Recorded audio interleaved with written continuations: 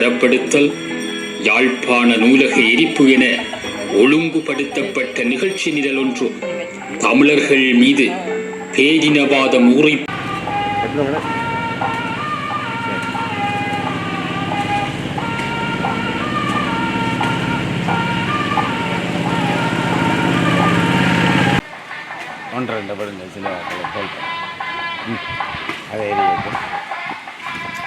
எல்லாரும் வாங்கோ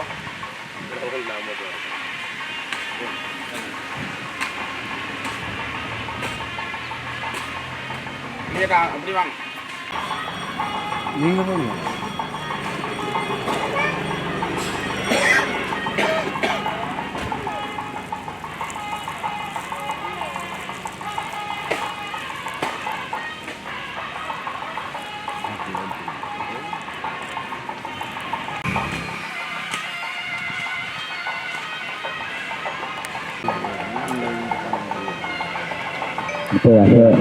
அஞ்சலி உரையில் அஞ்சலி உரையில் முன்னே நாள் பிரதேச உறுப்பினர் பயணம் வரை உருவாக்குமாறு கேட்டுக்கொள்கிறது.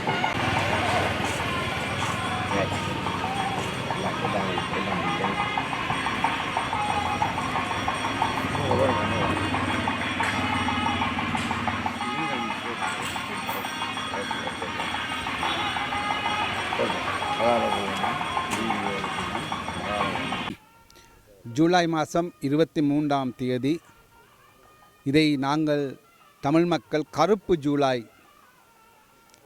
என அடையாளப்படுத்தி வைத்திருக்கின்றோம். இன்னமும் கருப்பு ஜூலை யுகத்திலிருந்து நாடு மீளவில்லை. இருண்ட யுகத்திலே தான் ஓடுகின்றது இந்த நாடு. அன்று 13 பேர் கொல்லப்பட்டார்கள். 13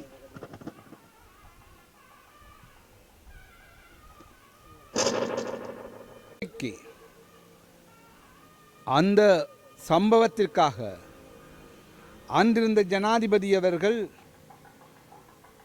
கொழும்பில் தலைநகரில் பலரை கொலை செய்தார். அவருடைய தூண்டுதலின் பேரில் தான் அங்கு பல எங்களுடைய தமிழ் மக்கள் கொல்லப்பட்டார்கள். அன்றிருந்த ஜனாதிபதி அவர்கள் அங்கே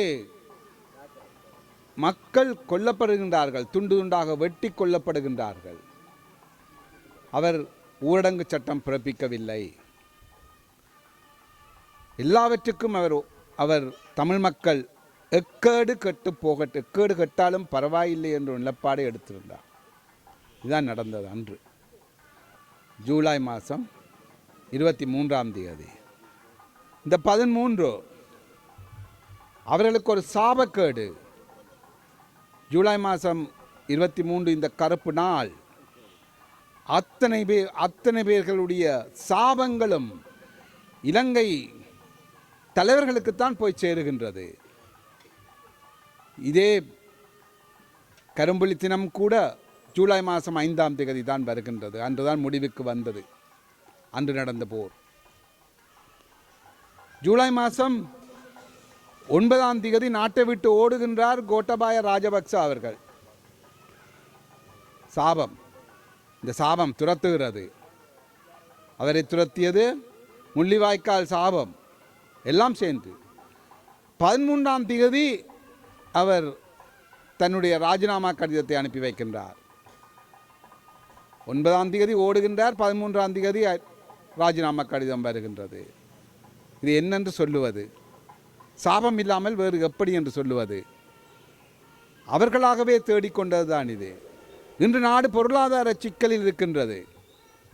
இருந்தும் தமிழர்களை அரவணைக்க வேண்டும் என்ற எண்ணம் எந்த அரசாங்க தலைவர்களுக்கும் இல்லை. 2009ஆம் ஆண்டு வரை, 9ஆம் ஆண்டு மே மாதம் 17ஆம் தேதி வரை தமிழர்களுக்கு நாங்கள் நீதியை கொடுக்க வேண்டும், அவர்களுடைய அதிகார பரவலாக்கல் செய்யப்பட வேண்டும், அவர்களும் எங்களில் ஒருவர் தான் என்ற எண்ணம் அன்றைக்கு அவர்கள் வெற்றி வாகை சூடிய பின்னர் அனைத்தையும் மறந்து விட்டார்கள். அவர்கள் மறந்தாலும் பரவாயில்லை, சாபம் அவர்களை விட்டு வைக்காது. அங்கே 40 வருடங்களுக்கு முதல் போடப்பட்ட சாபம். பின்னர் நாங்கள் ஏதாவது ஒரு விடிவு வரும் என்று எண்ணினோம். அங்கே 25 வருடங்களுக்கு முன்னர் கொத்து கொத்தாக போட்டார்கள். என்னதான் நடக்கும் இந்த நாட்டில்? சாபம் இருக்கும்.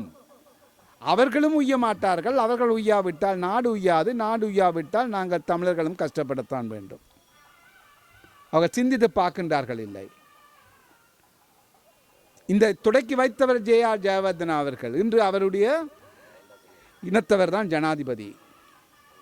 நினைத்தால் அவர் இந்த நாட்டுக்காக அவர் பிராயச்சித்தம் தேட முடியும். அங்கே தற்போது சந்திரிகா அம்மையார் அவர்கள் தன்னுடைய தகப்பனார் சிங்களம் மட்டும் சட்டம் கொண்டதை தற்போது எவ்வாறு அதற்கு பிராயச்சித்தம் தேடலாம், எவ்வாறு நாங்கள் அதிலிருந்து மீளலாம் என்று யோசித்து கொண்டிருக்கின்றார். அதே மாதிரி கௌரவர் ரணில் விக்ரமசிங்க அவர்களும் அவருடைய மாமனார் செய்த கொடுமையை நல்லது செய்து தமிழர்களிடம் பிராயச்சித்தத்தை வேண்டினால் நிச்சயமாக இந்த நாடு ஒளிரும்.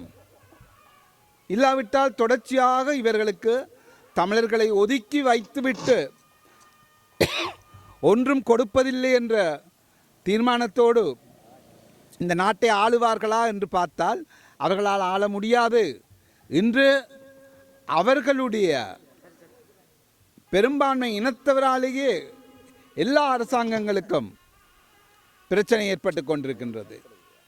எல்லா அரசாங்கங்களும் ஆள முடியாமல் தவிக்கின்றார்கள். ஏதாவது ஒரு பிரச்சனை இருக்கின்றது. பொருளாதார பிரச்சனை மாத்திரமல்ல, இந்த நாடே முழுக்க தொடர்ச்சியாக பிரச்சனைக்குள் தான் இருந்து கொண்டிருக்கின்றது.